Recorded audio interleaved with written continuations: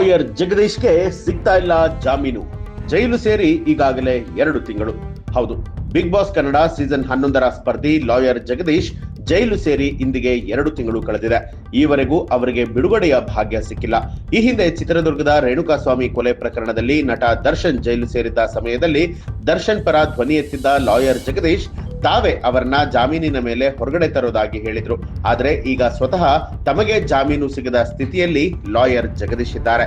ನಾನು 15 ದಿವಸ ಅಂತ ಹೇಳಿದೆ, 9 ದಿವಸಕ್ಕೆ ಅರವಿಂದ್ ಕೇಜ್ರಿವಾಲ್ ರಿಲೀಸ್ ಆದ. ಅದು ನನ್ನ ಇಕ್ವೆಷನ್, ಸೆಂಟ್ರಲ್ ಗೌರ್ಮೆಂಟ್ ಇಕ್ವೆಷನ್, ಏನೋ ಸರ್ಕಾರದ ಇಕ್ವೆಷನ್, ಬಟ್ ರಿಲೀಸ್ ಮಾಡಿಸಿದ್ವಿ. When I got Arvind Kejriwal released, I am sure Darshan also will get released. ನನಗೆ ನಂಬಿಕೆ ಇದೆ ಅವನ ನಿರಪರಾಧಿ ಅಂತ. Okay, this is what I feel. ಕಳೆದ 2 ತಿಂಗಳ ಹಿಂದೆ ಬೆಂಗಳೂರಿನ ಹಲವೆಡೆ ದೇವರ ಉತ್ಸವಗಳು ನಡೀತಾ ಇದ್ದು, ಕೊಡಿಗೆಹಳ್ಳಿಯಲ್ಲೂ ಕೂಡ ಅಣ್ಣಮ್ಮ ದೇವಿಯ ಉತ್ಸವ ಆಯೋಜನೆ ಮಾಡಲಾಗಿತ್ತು. ಕೊಡಿಗೆಹಳ್ಳಿ ಸ್ಥಳೀಯರು ಅಣ್ಣಮ್ಮ ದೇವಿಯನ್ನ ಕೂರಿಸಿದ್ರು. ಆ ಕಾರ್ಯಕ್ರಮದ ಹಿನ್ನೆಲೆಯಲ್ಲಿ ರಸ್ತೆಗೆ ಅಡ್ಡಲಾಗಿ ಪೆಂಡಾಲ್ ಹಾಕಲಾಗಿತ್ತು.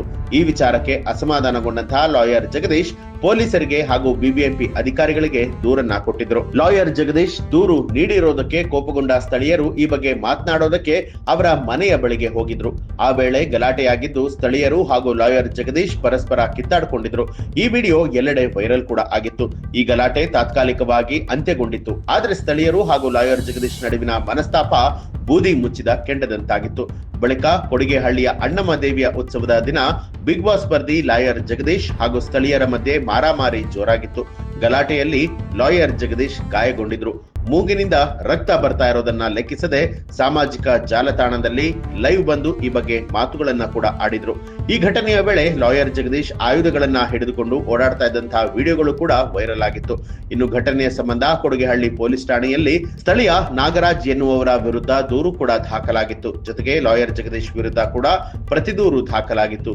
ದೂರು ದಾಖಲಾಗ್ತಿದ್ದ ಹಾಗೆ ತನಿಖೆಗೆ ಇಳಿದ ಪೊಲೀಸರು ಗಲಾಟೆಯಲ್ಲಿ ಭಾಗಿಯಾದ ಸ್ಥಳೀಯರು ಹಾಗೂ ಲಾಯರ್ ಜಗದೀಶ್ ಹಾಗೆ ಅವರ ಪುತ್ರ ಹಾಗೂ 2 ಗನ್ಮ್ಯಾನ್ ಗಳನ್ನ ಬಂಧನಕ್ಕೆ ಒಳಪಡಿಸಿದ್ರು. ಇದೀಗ ಲಾಯರ್ ಜಗದೀಶ್ ಜೈಲು ಸೇರಿ 2 ತಿಂಗಳಾದ್ರೂ ಕೂಡ ಇನ್ನು ಬಿಡುಗಡೆಯ ಭಾಗ್ಯ ಸಿಕ್ಕಿಲ್ಲ. ಈ ಬಗ್ಗೆ ತಮ್ಗೆ ಏನನ್ಸುತ್ತೆ ಅನ್ನೋದನ್ನ ಕಮೆಂಟ್ ಮಾಡಿ ತಿಳಿಸಿ. ಹಾಗೆ ಯಾರೆಲ್ಲ ಇನ್ನೂ ಕೂಡ ನಮ್ಮ ಚಾನೆಲ್ ಅನ್ನ ಸಬ್ಸ್ಕ್ರೈಬ್ ಮಾಡಿಲ್ಲ, ತಪ್ಪದೆ ಸಬ್ಸ್ಕ್ರೈಬ್ ಮಾಡಿ, ಬೆಲ್ ಐಕಾನ್ ಒತ್ತಿ.